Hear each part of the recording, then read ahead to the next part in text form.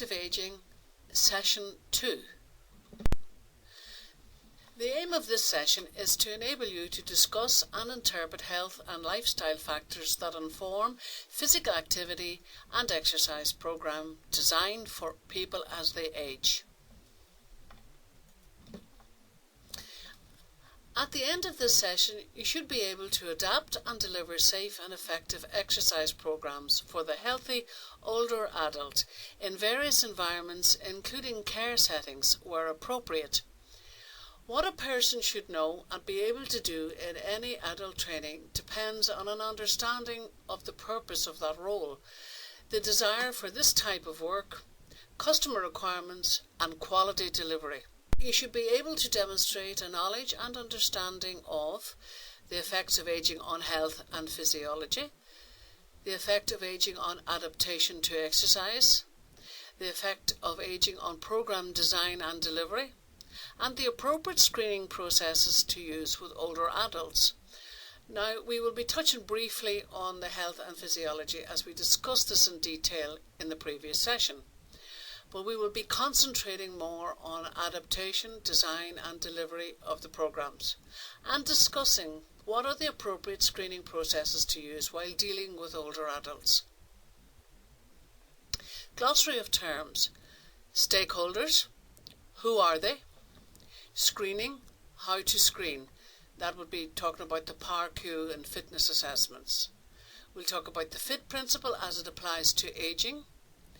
Contraindications, when to refer, adaptations, how to adapt exercises for the older client, a little bit about the duty of care, which are your responsibilities when dealing with older adults, and we will mention the word ambulatory, just to tell you that that's a person walking as opposed to wheelchair bound, but we will discuss wheelchair bound a little detail as well. So the stakeholders. Participant. Now they gain results from safe and effective exercise. Professionals that gain recognition, meaningful work, training and development. And the business sector. More participants, more members, more profit. Participants. As mentioned before, most older people are more interested in their health than anything else, but they can be intimidated by and fearful of doing exercises in case they might get hurt. They often view the leisure centre or the gym as a place for the young and beautiful. You as fitness professionals need to deliver results that people need and want, giving the job a real purpose. Up-to-date qualification should enable you to achieve these job purposes, thus gaining recognition and job satisfaction. The business sector then, it needs to shift to become more market orientated. They need to listen to their users or their customers and deliver to their needs. The business sector needs to shift from an inward product focus to an outward customer focus. This in turn is a win-win scenario. More customers, more profit. Now the WHO guidelines, the World Health Organization guidelines, they categorize people on 9 different headings: fit, unfit, unfit and frail, and they go under healthy, independent, unhealthy, independent, unhealthy, independent, and unhealthy dependent. It's not appropriate to consider all older adults as a big homogeneous group or population. Many people in their 80s do as well as those in their 60s, and of course vice versa. And conversely, some 70-year-olds have a functional status that you'd expect of someone in their 90s. If you look at the chart above, if you look at the first 6 boxes, they sit in the independent category. Well, historically, fitness professionals concentrated on the boxes 1, 2, 4 and 5 with good reason. But there's no reason now why boxes 3 and 6 could not be catered for. They are still in the independent category. We will go into a little bit more detail with regard to the frail dependent category later. But the British Heart Foundation categorise older people in different terms. They categorise them as the actives, those who are already active, that would be about 65 plus, those in transition, those whose physical function is declining due to low levels of activity, and then the frail older people, those who are frail or have very low physical or cognitive function. As we have said, they're not a homogeneous group. With an age range of 40 years, if you think about it, 65 to 95 years or more, there is a significant diversity, and chronological age is not always helpful when describing the differences in health, physical function and disease. So regardless of age, ability or previous activity patterns, all guidelines for physical activity should be adjusted for each individual according to their needs and ability, especially the frail older person, for obvious reasons. Again, the World Health Organization defined physical activity as any bodily movement produced by the skeletal muscles that results in energy expenditure. That is 4 categories: activities of daily living, or ADLs, physical recreation, exercise and sport. They do make a difference between exercise, sport and physical recreation. But the ADLs are climbing the stairs, gardening, housework, farming, manual labour of some kind of form. Remember, if you can't get out of bed in the morning, we talked about this before, you won't be able to progress to do any activity or physical recreation. That could be something you enjoy: bowling, swimming, walking, dancing. The main focus of that would be enjoyment, fun. Exercise comes under the different category because it usually is something to improve your physical fitness. It's more structured. You go to a gym, Pilates, yoga, aerobics themselves, and then of course there's sport. Over 40s, GAA, the golden oldies in rugby, pitch and putt, golf, football, veteran, vintage, all of that for older people. Remember, the body doesn't know when it wakes up in the morning whether it is on that CV machine in the gym or is just walking or climbing the stairs.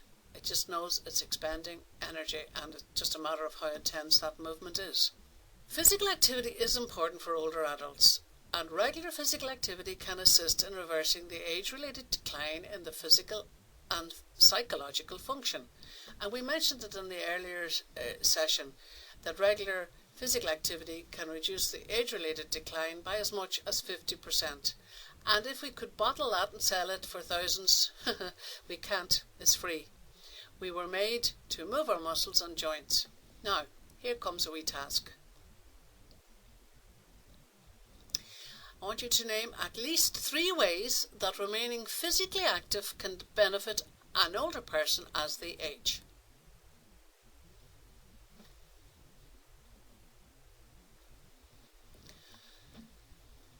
Benefits of physical activity are maintaining good psychological health, maintaining cognitive function, reaching or maintaining a healthy weight, preserving mobility, independence, and reducing the risk of falls. Now, I have 2 stars at the reducing the risk of falls. But I want to ask you, how many did you get? Did you get them all? Falling is the biggest problem facing older adults in terms of cost and mortality. And not using the muscles can have more effect than any disease. Leg muscle mass halves between the ages of 30 and 80. However, with regular exercise, a 70-year-old can have the muscle mass of a sedentary 30-year-old. Your health is your wealth. Some physical activity is better than none.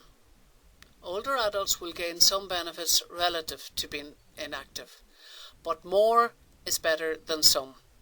Doing more physical activity provides greater benefits for obvious reasons. So if you're active already, you could achieve more by increasing the general level of activity or introducing additional activities to improve particular requirements of fitness or function. But remember, sedentary behaviour increases with age, and it rises sharply from 70 years on. This age group are the most sedentary population and can spend 10 hours or more each day sitting or lying down. So, physical fitness for older people, the ability to cope with the physical demands of daily life with ease and without fatigue, and that equals functional fitness.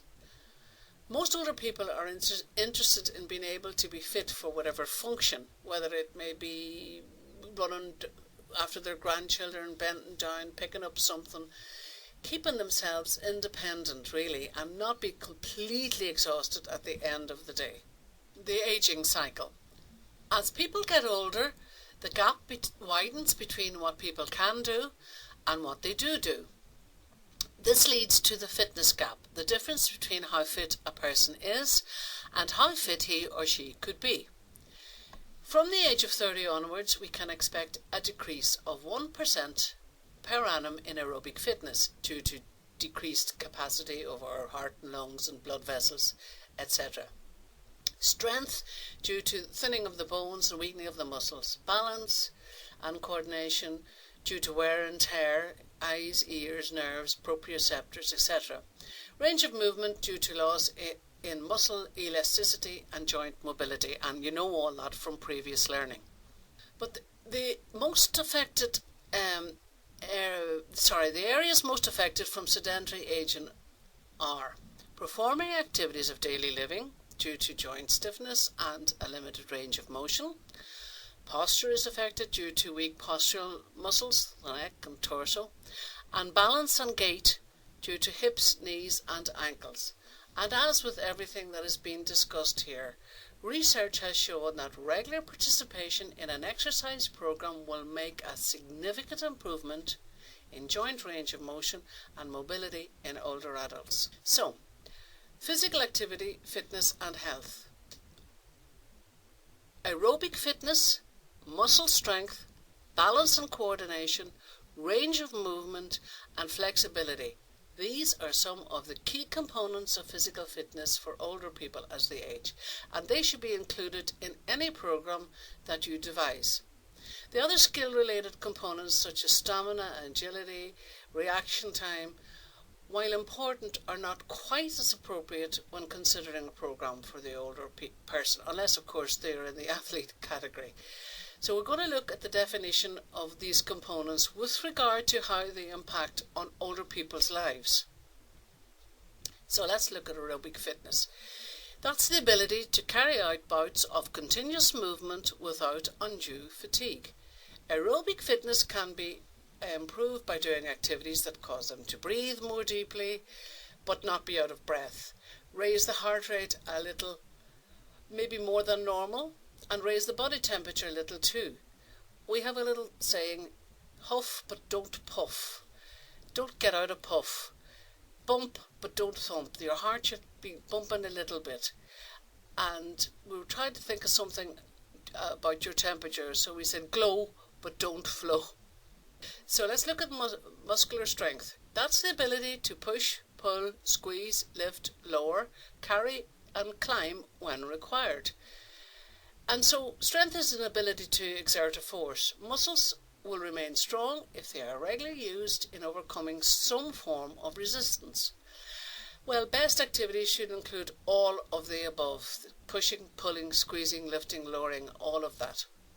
Balance and coordination is the ability to maintain a stable position with confidence. So it's ability to maintain equilibrium. They should engage in a variety of activities which challenge their equilibrium safely. For example, standing on one foot, random movements, dancing, tai chi, etc. If I was talking to a class of younger people, I wouldn't dwell on balance quite so much. Why? Because even if a younger person falls, they probably wouldn't break anything. They might just bounce back up again. I liken the age-related decline in proprioceptors as messages becoming unplugged, and we need to be plugged back in and reconnected again. I think I mentioned that before. Range of movement then, or joint mobility, is the ability to stretch, curl, reach, lean, bend, twist and turn with ease. An older person's range of movement can be improved by stretching the muscles and mobilizing the joints. So do exercises that include flexibility. So flexibility then is the ability to stretch and unwind for functional fitness. It differs from joint mobility in that you're targeting stiffness and reduced extendability in the joints and the muscles. Stretching exercises are most important to counteract this decline. Regular participation in an exercise program demonstrated significant improvement in range of motion and mobility. Now, here comes another task.